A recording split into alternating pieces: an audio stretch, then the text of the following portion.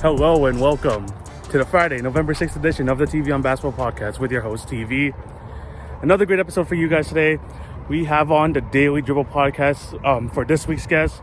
We talk about, basketball in Australia. We talk about their podcast, why they started, and a lot about themselves.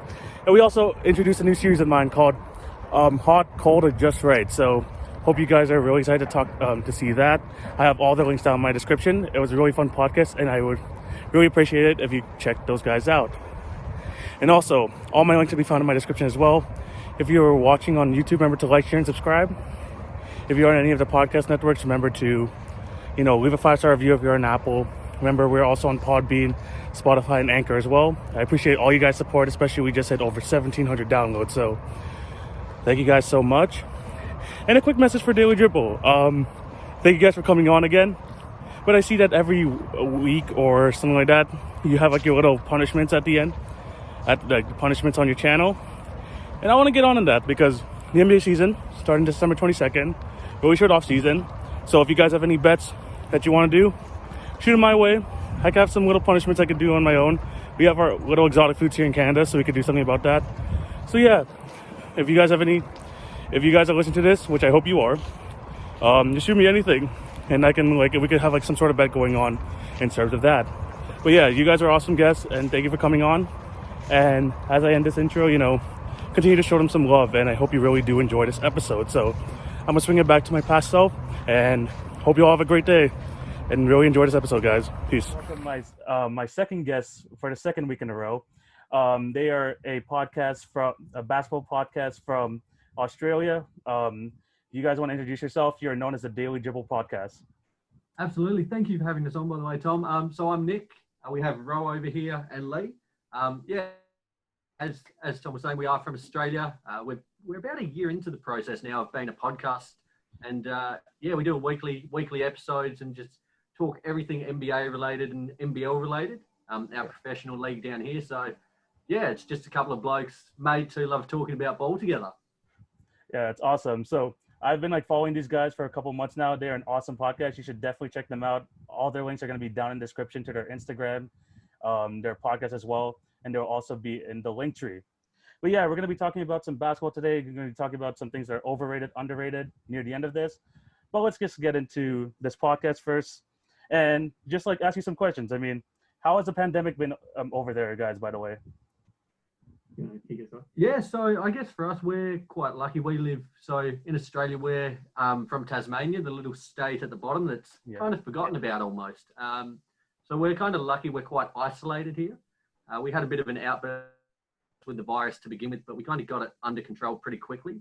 So we're kind of starting to get back to normal life again now, which is good. Okay. Yeah, agree with that, how many max cases did we have? We had a couple hundred. Yeah, altogether we had about 300 200 cases all up, but we haven't had a case now in a couple of months, which is good. That's good news to hear. And just throughout this pandemic, how has it just changed your everyday life? I mean, are you guys in school or anything during this time? Yeah, so it has changed. Nick and myself, we're working full time for the majority of the pandemic period, and I was working from home. So that was slightly different, considering usually we're into the city and into the respective workplaces. So it's certainly different, and I think particularly when the pandemic was at its height, we were at home the majority of the time because you couldn't leave, and you didn't want to risk spreading it to anybody else. So it's been a strange year, but now we're sort of on the up, and we're returning to normal, which is nice. Yeah. I mean, like you said, Australia, you're part of this a situation where there's not as many cases as it is in sort of the US and stuff like that. I'm from Canada, and the cases have just been slowly decreasing throughout the summer months, but as of late this has been going up again. But it's good to hear that you guys have that the cases have been going down. And as we continue with the questions, I mean, as you can just notice the landscape of just the podcast community. I mean, throughout this pandemic, you've just seen a lot more podcasts being recorded and stuff like that. Yeah, just like as a lot of people have been starting to do that as their hobby like nowadays. Like what made you like before the season started as to like why did you want to start this podcast? Yeah, so I initially started the podcast by myself. I'd kind of dabbled with doing a bit of blogging and running like the Instagram page and things like that, but kind of wanted to explore into more of the speaking side of things. Yeah. So I did it for a few weeks myself initially, but kind of realized I wanted a couple of co-hosts. At the time, my partner, her two brothers here, big basketball fans in their own right, so they were more than suitable, co-host kind of candidates, and were pretty keen to jump on board. So from there, we've kind of been together about a year now, and it's kind of funny. We were listening back the other week to our first episode together to where we are now, and it's quite amusing just seeing how things have progressed since then. Yeah, for sure. I mean, like I've been like looking back at my older episodes as well. It's just, like you could just see like just a type of growth, like just like speaking and stuff like that. Like it's just like a lot of difference. And like what I'm like really interested about is like when I'm just talking like to like people from like other countries and stuff like that, is like what like the type of like basketball culture that you have in like other countries. Because coming from Canada myself, I mean, we are not a basketball first country. A lot of people like to see us as like a hockey nation. I mean, how did you like gain your love for basketball like in a country like Australia, where it's like there's no really like basketball teams? I mean, like you said, you guys covered the NBL and stuff like that, but how did you guys gain your love for basketball? Well, I know for me, initially my kind of interest sparked with Kobe quite a few years ago, and like I've always played sport myself, not typically a soccer player, so I was kind of drew in by his competitiveness and his drive. And that really attracted me to him initially, and then that kind of translated into a love for basketball itself. And I know in terms of kind of viewing it, it's quite a bit harder here, but now with League Pass and things like that, I think Australia as a whole is starting to embrace the league more, and especially when we've got players like Ben Simmons that we can really, kind of show a bit of Aussie pride and get behind. It helps as well. Yeah. So for you, Lee? It was probably when I picked up NBA 2K. I think the first one must have been 8. Yeah. And I think that's where a lot of Australian NBA fans started off their journey, just picking up 2K, and then it was just uphill from there. Yeah, and I was sort of in a similar boat as well. Although I think it was about 2007 and 2008, we had a channel which had like 1 or 2 NBA games throughout the week. So we got a slight bit of exposure each week, which was nice. And I guess the more that we watched it, the more interest we had in the game. And, it's nice that they've provided League Pass at an international level. So people such as ourselves who are not in America or Canada or whatever it might be, those who can't watch it on their normal television programming each night can, tune into League Pass and, be able to, keep up to date as any of the other people, over the world would. So, it's really, really handy League Pass, and absolutely I'm glad we got it. Yeah. With that, we all need to be sponsored by League Pass. By the way you guys are talking about it, they definitely should be sponsoring you guys. And I like the way you talked about how League Pass is. I mean, like the NBA is definitely turning into more of a global game. If I remember correctly, I mean last year I believe like there was like an exhibition game, like a US versus Australia, in your country, because like I remember like one of the podcasts I was listening to, like one of like I believe like one of their hosts is Australian, so like he was able to cover the games over there. So like it's definitely becoming more of a global game. So it's another question about like your love for basketball. Like when you like first like start watching basketball and stuff, like obviously you don't have like a team that you like have like a strong connection to because you're not from like any of these American cities. Like what team like did you just like completely just like gravitate towards, like, and like what's like your favorite team like nowadays? So I know for me, I'm riding pretty high in it. I'm a Lakers man, and that again comes back to the fact of kind of being drawn in by Kobe, and it was like initially he was, I didn't follow a team but followed him as a player, and that kind of translated into following the team, I would say. Yeah, like you said, we don't have that kind of state pride. So we're, like Nick said, we're drawn to a team mostly by their star player. I'm a Wizards fan, so John Wall. I love John Wall, and that kind of gravitated me to the Wizards. And I follow the Boston Celtics. You wouldn't know it. But I appreciate that. I appreciate that. I go for the Celtics just based off the fact that around the time that I was watching basketball, they were probably one of the more publicized teams, I would have thought, when they had KG and Rondo Rao and Paul Pierce, the big four there. So I gained a lot of exposure to the Boston Celtics, and I just jumped on board and haven't really looked back since. Yeah, I mean, as a Boston Celtics fan, I mean, it must have been good, like watching like Aaron Baines, like over there, like, the last few years before he moved to Phoenix. But yeah, I mean, like this just shows. I mean, like the game of basketball is definitely evolving. It's definitely going a lot more global. And like you said, like the Australian like national team is just keep growing and growing. I mean, just like I remember just a few years ago, I think like it was just a really much just like Andrew Bogut and Patty Mills. Now you're starting to get more people like Ben Simmons. You're starting to add people like Joe Ingles and all that. So the Australian national team is definitely gaining some steam over there. So that's all about these guys. You definitely should check them out. And right now we're gonna head into the segment where we're gonna talk about just like some certain NBA topics.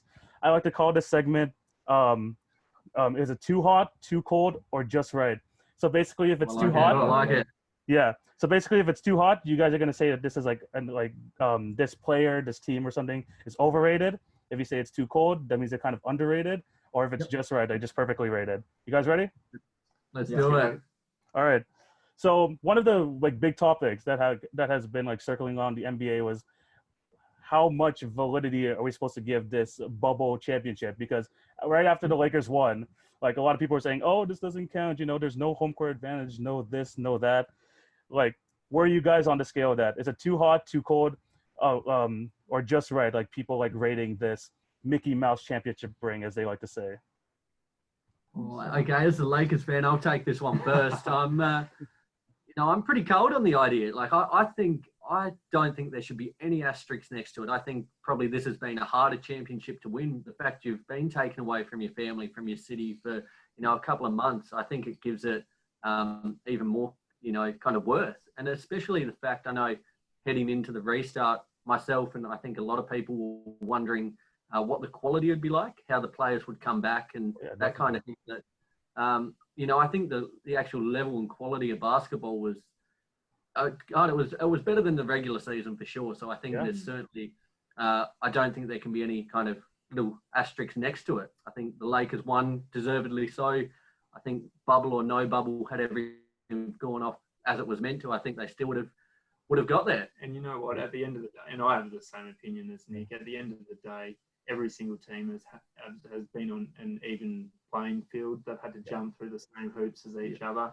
No team's had certain special treatment that other teams haven't had. So at the end of the day, the Lakers championship is, there is no way that there should be an asterisk next to it, in saying that there will be certain media personalities who put that asterisk next to it. But, when you look at the big picture, it's probably one of the more difficult championships to win in recent memory, to be honest. Yeah. Yeah, I don't know, because I get their side, but also like it was just like so different too. Like you could tell it wasn't I don't know what to say. It wasn't a normal NBA finals, Yeah, 100%. Yeah.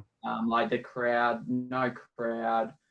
It felt a bit off, which is why I think a lot of the media don't validate the win as much. But I am in the same boat as these guys. Nick made a good point in saying that they're away from their family. There is a lot of harder aspects, but overall, I think the win is valid and it should count as a normal finals win. Yeah, I have to definitely agree with you guys. I mean, speaking of asterisks, I mean, like my Toronto Raptors like beaten down Golden State Warriors a year before, so I can't really speak on it. But but at the same time, I mean, you're absolutely right. I mean, these guys have been taken away from their families, out of their into a completely just isolated situation, which is a lot harder than a lot of people like make it out to be. And Definitely. the Lakers, I mean, the Lakers just beat whoever's in front of them, and they looked like the best team throughout the whole season, throughout the whole bubble. I mean, it just felt like the right team won, and I definitely have to agree with you guys over there. Happy to hear that. Yeah. Next topic. Then this is we're going to be talking about a team here who opened some eyes during a bubble, and although they did go undefeated during the bubble run, they did not make the playoffs. How are you feeling up with the Phoenix Suns? Are they too cold, too hot, or just right? Oh, I like this. This is good. Do you want to take this one first, Ray? Yeah, look, I think the end of the regular season showed us a glimpse of what we can probably expect from Phoenix next year. They've been rated pretty highly since the bubble format came into play. And to be honest with you, I think this is just right. The people who are rating them highly after their impressive, what was it, 8-0 run during the season. Mm-hmm. They're going to be a problem. Maybe not next year, but in a few years, once players like Devin Booker, if he decides to stay, and DeAndre Ayton, they've got the pieces to be a threat in the West. But who knows when that's going to happen? It might take a few years. But I'm actually on board with the Phoenix Suns. I think they've got a lot to look forward to. And after so many years of, I guess, mediocrity, it's nice to see them start, heading in an upwards direction. Yeah, for me, I would have to agree. I think just right. I don't think you could say they're, the fact they went 8-0 and still missed out, it's some indication of where they're at. But in saying that, I think the kind of core they're starting to build, Booker, Ayton, if he can, stay out of the suspension issues. You've got Oubre, Rubio, great pickup. I think they've got a really strong core if they can kind of maintain it and work around the edges now. It's hard for them though, given the fact they're in like the West. There's probably 14, 15 teams are competitive, so someone's going to miss out. Yeah, I like the kind of trajectory they're headed in. So just right for me as well. And I'm going to flip it. I'm going to say too cold. I think they're a bit underrated. That 8 game, they went 8-0 for God's sake. They are going to be a big threat. Who did they almost get up against? The Trailblazers, wasn't it? Had a few big wins. Big wins. Beat the Clippers, beat the Celtics. Yeah, they beat the majority of the teams. But they're a big threat, and you're going to have to look out for them. Yeah, I'm actually going to agree. With it being too cold. I mean, these guys definitely went 8-0. Devin Booker has definitely looked like he's going into that superstar trajectory that a lot of us have been waiting for him to go on. And with just each of these guys, I mean, there are a bunch of young guys with DeAndre Ayton, Kelly Oubre, and all that. They're just going to get older. They're just going to get more experience. And I just do believe that they're going to try and they're definitely going to make some noise coming into next year. 100%. Yeah. Next topic. This guy has definitely had a very up and down season, especially with a very much downward trajectory in the bubble. I'm going to be talking about my Toronto Raptors here. Are you guys hot, cold, or just right on Pascal Siakam? Okay. I'm cold. I'm cold on him. I think he cold as in you're saying he's underrated. Oh no, sorry, hot. My bad. Hot. Overrated. Yep, we'll take that back. Hot. The fact they made it to a game 7 and were, I guess you could say moments away from, progressing to the finals. And they pretty much did that with Siakam being a liability on the floor. For him though, most improved player. He took strides in the first half of this season as well. Yeah. And he looked like he could almost go back to back most improved player. Oh, yeah. But I'm not sure what the kind of turning point was. There was just a drop off and, he just wasn't, he didn't look like the intimidating force that he can and should be. Yeah. And I think, there's so much weight and even minutes put on Lowry, Van Vliet, all these other kind of key players. And the fact that kind of key cog let them down, it was a shame to kind of see them bow out the way they did. Yeah. So I think he's overrated at the minute, given his recent performance, but I still think he's got the potential to, be a franchise player. Yeah, and I agree with Nick. I think he's, especially after the bubble, he's a bit overrated right now. I remember me and Ro, we did an episode couple months back called The Daily Debate, and we're debating over, I think it was Pascal Siakam and Jason Tatum. Yeah. And if you look at those two, Jason Tatum's gone like this, and Siakam's kind of just leveled out. He hasn't been doing heaps. but I'm not saying that he's going to keep. I think Pascal Siakam's on the up, but these playoffs, he didn't do much. So I'm going to agree with Nick on that one. And you know what? I see where these other two are coming from in terms of thinking he's overrated. But to me, it sort of seems a bit of a case of recency bias. Yeah, 100%. I actually think he's still underrated. And the reason being is that you look at the Toronto Raptors after Kawhi Leonard left, and I reckon there would have been a fair few critics out there who would have been thinking, geez, these guys are going to take a bit of a tumble here. Their next best players, I guess, were Kyle Lowry and Pascal Siakam. But Siakam, for the majority of the season, was really, really good and sort of did go on that upwards trajectory. And to lead them to second in the East, it can't be ignored. And yeah, his playoffs were pretty mediocre, to be honest. But if we take that out of the picture and focus on the regular season, you sort of might change your mind when it comes to is he overrated or underrated. And at the moment, I think he's probably underrated. Need my guy showing up in the playoffs, so need my guy in the playoffs. Yeah, which is crazy is because I think it's like a lot to do with him being the number one option, like on most nights. I mean, if you look back to the finals last year, I mean, he had one game where he scored like 32 points against the Golden State Warriors. And like he definitely had some moments in the playoffs like the year before. It's just transitioning to the number one guy, especially like you said, when Kawhi Leonard like left the team. He had a good regular season, but when it came to like when they needed him the most, he just wasn't able to do so. And I like to look like one of the things I like to look at Pascal Siakam was like during the pandemic, I did this like episode on podcast where I basically was saying that Jason Tatum, I believed at the moment was better than Siakam, and this was like before like all this bad stuff happened. And people were bashing me saying that, look, I mean, Siakam like can do a lot more than Tatum and stuff like that, but I'm like, I trust Tatum like more at the end of games. I trust him to get his own shot. And I don't know, like I guess it was like kind of like foreshadow, I guess, to like what Siakam does. And like Leo said, I mean, he kind of like had this plateau at this point where Jason Tatum just kept going up and up, like just throughout the playoffs. So yeah, I definitely agree. I mean, at this point, I'm definitely hot on Siakam. He's kind of overrated, but hopefully he could bounce back next year in the playoffs. Yeah, we're gonna go. Our next player we're gonna be looking at is someone who actually played in the NBL last year, who is going to be probably a top draft prospect. Are you guys hot, cold, or just right on Lamelo Ball? Okay, so I think I'm just right. I would say just right.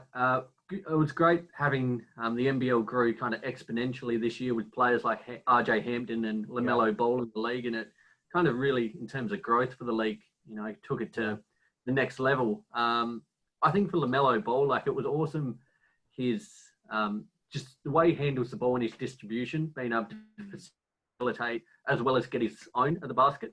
The only thing that concerns me is his shot a little bit. I think that's still, and it, as a young guy, it's certainly going to improve as time goes on. But I think he's going to be someone who needs to be in the right place. And, I'd love to see him, it wouldn't be an ideal fit, but play at somewhere like the Warriors on the basis that he could learn from such an experienced point guard and Steph and develop at his own kind of time frame. In a couple of years when Steph's, potentially out of the league, Lamelo will be that guy to take over. I think the worst thing you could do is we saw this year with RJ Barrett. He was kind of forced to be the lead guy on such a big market space like New York, and it wasn't able to be done. So I think he needs to kind of ease into the league and not be, burdened too much as he, makes the transition to the pros. I agree with everything that Nick's just said in saying that I do think he's slightly overrated. And the reason being is that I don't think this draft's going to be particularly strong. I think there's maybe 3 to 4 notable players who people are looking at the moment, and Lamelo happens to be one of those players. The other thing is he's already got a name for himself because of Lonzo and LeVar Ball. So he's already getting a lot of publicity just based off what family, he's a part of. In saying that, I really hope he does well when he gets to the NBA, and he looked a class above at times in the NBL this season. So, fingers crossed he goes well. Yeah, and I agree with they've pretty much taken the words out of my mouth. I think one of the main things that Nick said, is you don't want him landing on a team where he has to straight up be the leader. He needs those veteran leaders around him to help him up his game and develop. Yeah, I definitely agree with you guys. I mean, you definitely have seen a lot more of him watching the NBL, like you said.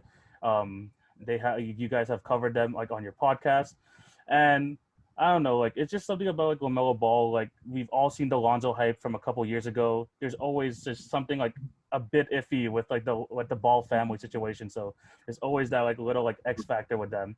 But I do agree with your point though. Like I think that could be said for like any top rookie. Like you just don't like. There's like very few people, one being LeBron James when he was a rookie, who could just like go to a team right away and just completely dominate, even as like a young player. And like another point you guys made is that I don't see many people in this draft who are probably at that level who can even like take over a team. Like the number one, like the number one overall pick right now is the Minnesota Timberwolves, and while I think that that's not a bad situation, it's still a bunch of young guys, and it's just like a lot of pressure to put like on people. Like if you pair like especially Lamelo up with like a D'Angelo Russell and Karl Anthony Towns, so I definitely agree with you there. I mean, the Warriors, like Nick said, like the Warriors honestly seem like a lot of people are off on that idea with Lamelo Ball there. I personally love it. Like I personally would love to see him like learn behind Steph Curry and stuff like that. And although LeVar said that, he doesn't like that idea, he doesn't want Lamelo, coming off the bench. LaMelo's up for it. I mean, he definitely made that known. Like he's definitely up for it. And I just want him like I said, like we just want him to succeed and stuff like that. Like one question before we move on: who do you think's gonna have a better career, him or Lonzo? I think Lamelo.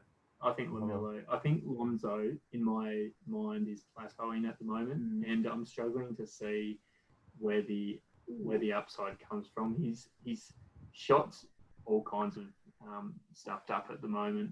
He can't knock one down. He's a really good facilitator, but on the offensive scoring side of things, I'm struggling to see where it improves. I hope he does, but I think Lamelo Ball is sort of more of a well-rounded package, and I think and it's hard to say because we haven't seen him play a game at NBA level yet, but I think based off the scouting reports that I've read and even just watching him at times, even though he hasn't been in the NBA yet, he just looks more well put together in my mind. But who knows really? He could flop as soon as he comes into the NBA. You just don't know. Yeah. I'm going to say Lonzo just for the fact we've seen him in the league. He's showing glimpses of being able to knock down. We've seen he's a quality facilitator, and I think the partnership him and Zion are developing will only kind of benefit him in terms of confidence, in terms of his growth, and just being able to see him compete with these bigger bodies and these kind of top tier players. I think I would give him the edge at the moment. And I would too. I'd say Lonzo, because you can't really speak on anyone who hasn't played at an NBA level. Lonzo, like Nick said, already asserted himself as he's a pretty great facilitator. If he can fix that shot up, I think he'll be set. And I just want to add that New Orleans Pelicans team is still fairly young. Like Zion's just coming. How many games did he play? Didn't play many at all. Not many. Probably around 30 or something like that, I believe. Yeah. Yeah, that's 30. Right. If they can develop together, I think they're going to help each other's game. Yeah. So yeah, that's where I'm at with Lonzo.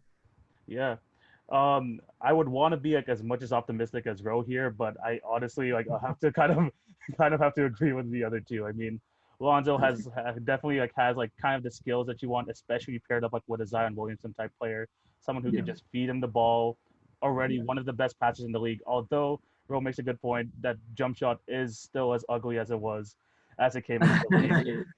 But he definitely has to get that worked on. But at least we could see that the skills that he was touted on coming into the league, his passing ability is immaculate, and he's still a very good player on the defensive end as well. So absolutely. So I could definitely see that Lonzo has. I could definitely arguably say that Lonzo will have a better career. A few more here before we sign out. Speaking of the Golden State Warriors, this year obviously wasn't the type of year that they were expecting. Warriors fans were expecting. They right now have the number 2 pick, the worst record in the league. Are you hot, cold, or just right on their title chances next year? I'm cold. I really think they're going to, as a Lakers fan, I'm always going to back them in, but I really think Golden State will turn some heads. I think people are forgetting the dynasty they were only a handful of months ago. The fact that Steph's had a full year off to recover, Clay's going to be back. You've still got Wiggins, who's, I think, overrated, yet can still be a 20-point per game scorer. Yeah. I think Draymond Green will be back with a vengeance. Time to rest and recuperate. He'll have that fire in him. And the fact, depending on which way they go with this number 2 pick, whether they do sign a player for the future or look to offload it, I think they're in a really good position at the moment. And on my end, I think the first couple games of the 2021 season will show how their outcome will kind of look. They're obviously going to be a contending team for the finals.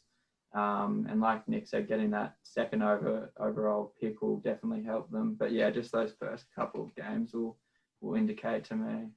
Yeah, and I'm sort of in the same boat as Nick as well. I think after this season, plenty of people are forgetting how dominant they were for so many years when Steph and Clay were at the helm. Yeah. They've got Andrew Wiggins to help them going forward, who I think can play a pretty valuable role. And, I'm really high on them, and I think they could potentially finish, probably 1 to 4 in the West. So, yeah, as Nick said, they're going to turn plenty of heads next season with those key players back. Yeah.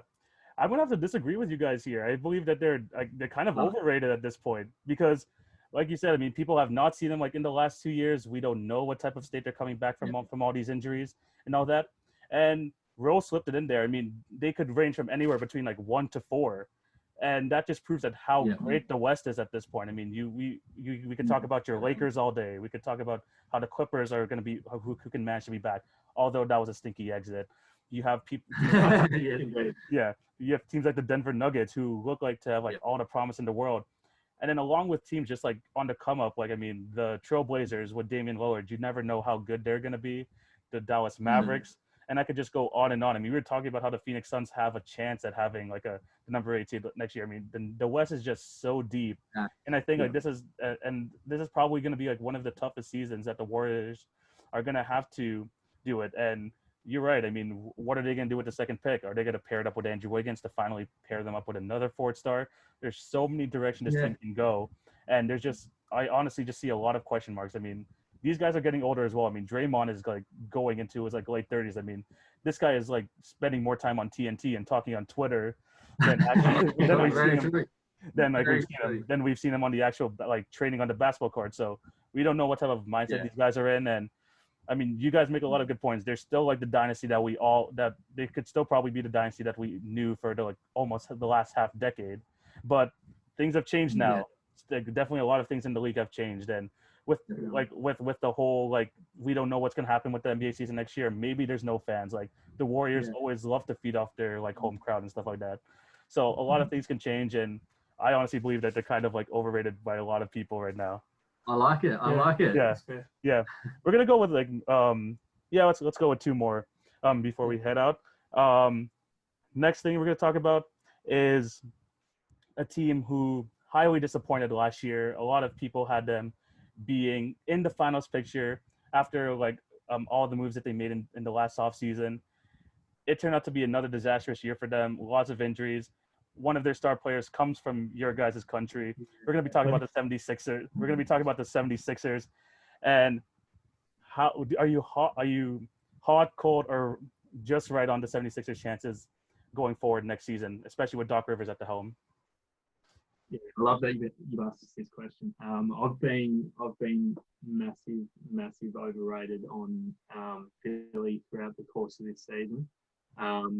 They should be so much better than they are at the moment. They've got 2 of the better players in the league, Ben Simmons and Joel Embiid, but they're just not reaching their potential as quickly as they should be.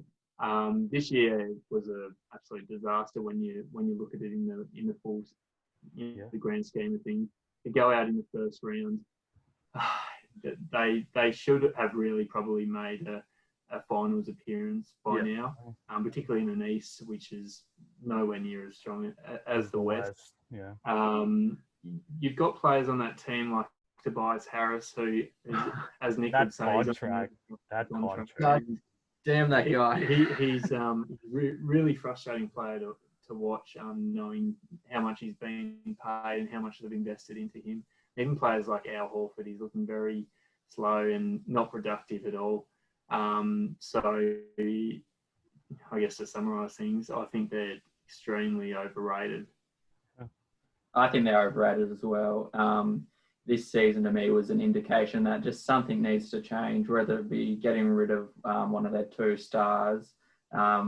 In my eyes, I think they should get rid of Embiid. I think half of the game comes from a good mindset, and something's just off with him. He doesn't have a good mindset. I think you get rid of him, you build around Ben Simmons, and you have a better chance of moving up. For me, I think like listeners of our podcast are probably sick of me going off about Philly, in particular Tobias Harris. That guy does my head in, and partly from the way he's playing I completely agree. I hate watching that guy play. Yeah. God damn, it's honestly, he could be locked up for robbery. He is on just an absurd amount of money, and it drives me wild because I had this team when we did our start of season predictions. I had pegged them as the number 1 seed. And I really thought their length and size would cause so much trouble to other teams, especially in the East. But it's kind of, I think, at that point now, you have to either build around Simmons or Embiid, have them as the kind of fulcrum of the team, and then, have 4 shooters around them. I'm Australian, so I'm probably going to have to go with Simmons. But I think they really need to, Doc's going to have to change something and quickly, I reckon. I reckon he's probably got a couple of months to find out which way this team should go and if it can kind of coexist together. If not, one's got to go. Yeah, I definitely agree with you guys. And for those who are listening to my podcast from my group chat that I've had throughout the season, they've known how much I've been up on Philly since the beginning of the season. In my preview predictions, I had them not only being the number 1 seed, I had Joel Embiid winning MVP. I had Brett Brown winning Coach of the Year. I thought they were gonna take the Lakers to 7 games in the finals and lose. And I was all in on the Sixers. Like you guys said, they had the length, they have the talent. It just felt like this team, even though they lost Jimmy Butler, who funnily enough made the finals without them. It just felt like that this team was just so good, and then just watching them game after game, they just could not get it going. And my hate, and just like Nick, my hate for Tobias Harris every game, knowing that he has that 5-year, $180 million contract on his back, just frustrates. It pisses me off so much. The fact that they chose him over Jimmy freaking Butler, it annoys the hell out of me. It's absolutely ridiculous. And I've been patient with this team. I've been super patient with this team, but now, like you guys said, something has to change. Something has to change. And like you guys said, it's at this point it's Simmons or Embiid. And I have to agree with you guys. Embiid is just not the type of guy for today's modern NBA. It's so much easier to build around a guy like Ben Simmons, who is one of the best defenders in the league, one of the best facilitators in the league, who could do basically everything but shoot the basketball, but people will still talk about his shooting. But exactly. Exactly. Yeah. And it's just so much easier to build around someone like that. And there's already been trade rumors about him going to the Houston Rockets and stuff like that. Yeah. Whether getting back Russell Westbrook is a good idea for Philly, which is probably a horrible idea. That's a horrible idea. You need shooters, and Westbrook is probably not going to do it. He is the opposite of what they want to build around Ben Simmons. But exactly, it's just they just need to build around this guy. He is the prototypical NBA point guard who could do everything. And I think just along with getting rid of Joel Embiid, just getting rid of the whole front office. Elton Brand has made mistake after mistake throughout his tenure as the general manager. What is the one thing that they needed to win in all these series? They need shooting. What did they keep getting rid of? Shooting. They got rid of Bellinelli, Ilyasova, JJ Redick. Every single year they get rid of another shooter, and I'm what are you guys doing? This is we're in 2020. This is just not how it's going to work. And yeah, they're just an extremely overrated team. I am completely off the 76ers bandwagon. Just reset. The process just did not work. Just reset everything. We trusted it, and this is why we have trust issues. This is exactly. Okay, final topic before we sign out. The NBA there have been reports that the NBA has been planning to start the season on December 22nd this year, which is a lot different from what a lot of people believed that was going to be around mid-January, which is honestly reports that were coming just a few weeks ago. And so with this like new date being like as a new target date, are you guys think it's too early, too late, or do you think just about right in terms of like starting the new season? I think it's just right. I think it's just right for the fact that it's not going to kind of clash as much with football, which at the minute it can't really compete with, or nothing can. So I think it's better for the league from that perspective. I think it's good for us as fans that we don't have a couple of month hiatus until, well, it's going to be about 2 months, but any longer than that, it's good for us as fans. And I think it'll be better for the league overall to, and the players to get to, play in the Olympics. The fact that it's kind of going to finish around that mark and enable them to still go to Tokyo is huge. Yeah. Yeah, for me, I'm sort of in the same boat. I think it's probably the right time to do it. But in saying that, I was definitely thinking we wouldn't be seeing a restart until mid-Jan. I wasn't ruling out early February for them to return. Just based off reports that I've heard, we know that not all of these reports are reputable. But I think sort of around that Christmas period, it's probably makes sense for the restart to happen then. Yeah, and I agree. I think the timing is just right. Like Nick said, with the Olympics and with the football. The only thing that throws me off a bit is obviously the fans won't be in there, the 22nd of December, if that's when they say they're going to start. So that's the only bit I'm a bit iffy about. Yeah, I'm going to have to agree with you guys here as well. That I think it's just about right because as a lot of NBA fans, I mean, like if they were to start the season as reported beforehand, like around mid-January, I mean, how long is it going to take for them to just go back to normal? Because they've had the schedule down packed for how many decades at this point? Just them starting in October, finishing in June. It just feels like it's kind of like Groundhog Day for the rest of us NBA fans. We just know what to expect. And starting in January kind of takes away that element. It's gonna it may a lot of us a lot of writers saying is it even going to go back to normal? Is this going to be the new norm? And having it set back to kind of December would kind of I guess ease its way back to some sort of normality. And with the reported being 72 games, apparently they might scrap the All-Star game as well. So trying to make it as less compact as much as possible. I have to agree with you guys. I mean, it's about the right time. It's going to be an awesome Christmas gift for a lot of us, knowing that the NBA will be back. It's definitely going to be a short off season. I mean, the whole free agency period is probably going to fly by, especially with the NBA draft being so close as well. But with the idea of it starting in December, I definitely have to agree with you guys that it's probably the right time. Counting down, already can't wait. Yeah, exactly. So yeah, that is all the topics we're going to be talking about today. Let us know your thoughts below in the comment section of this YouTube video or the Instagram post. And we're going to be signing off soon. Guys, do you have anything to say about your podcast going forward, and going to this off season? Yeah, certainly. So for us, the show's still going to roll on. The season might be over, but we're going to be recording weekly episodes. We're going to be recapping the season that's been, looking forward to next season. There's going to be heaps of things going on, lots to look forward to with the Daily Dribble. So stay tuned for all of that via our social media channels. Yep. I'll just echo everything Nick just said. We're looking to improve the product as much as possible going forward. So I guess people have just recently hooked onto the show. We're expecting it to improve, I guess, with better quality equipment and, just becoming more comfortable, podcasting. The only way is up for us at the moment. Absolutely. Yeah. All their links are going to be found in the description of this video. It'll be found in my link tree as well. So show them your support to all the social media platforms, Instagram, obviously all the podcast networks as well. Do you guys have any other social medias that I should mention? They're the main ones. Yeah, we're on Facebook. We're on YouTube. We're trying to grow that a little bit more. You can find us on Twitter as well. We're on everything. On TikTok. Are we on LinkedIn? Yeah, we're on everything. So yeah, there'll be heaps of new fresh content coming out regularly. So yeah, we thank everyone so far for their support and can't wait to see what happens next. Yes. So yeah, guys, thank you guys for coming on and taking your time out of your day to record this podcast with me. This is where we're going to end today's podcast. Thank you guys for listening. Remember to follow TV on Basketball on Twitter, Facebook, and Instagram, and all that good stuff. Also, if you're the podcast listener, show some support and also show these guys some support as well. So it was a great episode, guys. Thank you guys for coming on.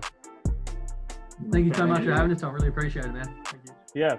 So this is where we're going to end things, guys. Thank you guys for listening. I'll be back on Monday with another podcast. And just look out for some more content coming out through this week. So hope you guys all have a great day. Take it easy, guys. Peace.